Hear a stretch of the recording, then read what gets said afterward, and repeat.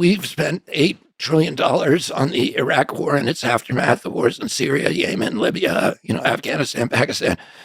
And what do we get for that? We got nothing for that money. $8 trillion. We killed more Iraqis than Saddam Hussein.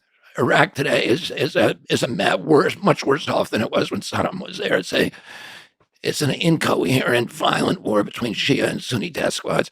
We pushed Iraq into the embrace of Iran. It's now become essentially a proxy for Iran, which is exactly the outcome that we were trying to prevent for the past, 20 or 30 years.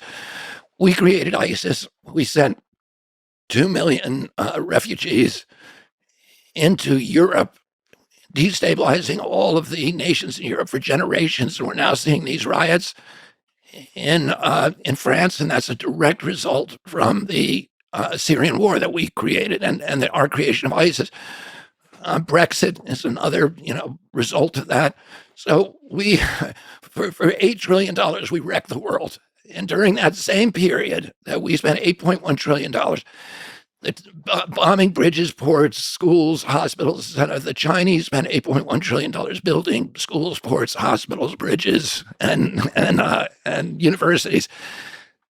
And now, the Chinese are out competing us everywhere in the world. Everybody wants to deal with the Chinese because they come in, they build nice things for you, and there's no strings attached, and they're pleasant to deal with. And as a result of that, Brazil is switching to the Chinese currency.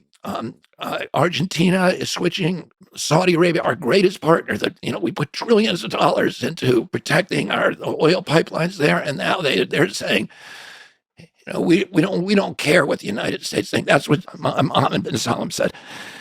He said he dropped oil production in Saudi Arabia in the middle of a U.S. Inflation spiral. They've never done that to us before, to aggravate the inflation spiral.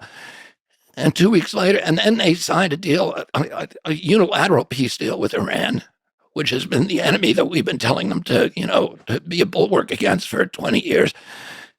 And 2 weeks after that, he said, we don't care what the United States thinks anymore. So that's what we got for spending all those trillions of dollars there. We got short-term friends. And the United States, policy abroad, and we have not made ourselves safer. We've put Americans in more jeopardy all over the world. You have to wait in lines to get through the airport. You have to, the security state is now costing us $1.3 trillion. And America is unsafer and poorer than it's ever been. So, we're not we should be doing what President Kennedy said we ought to do and what China, the policy that China has now adopted.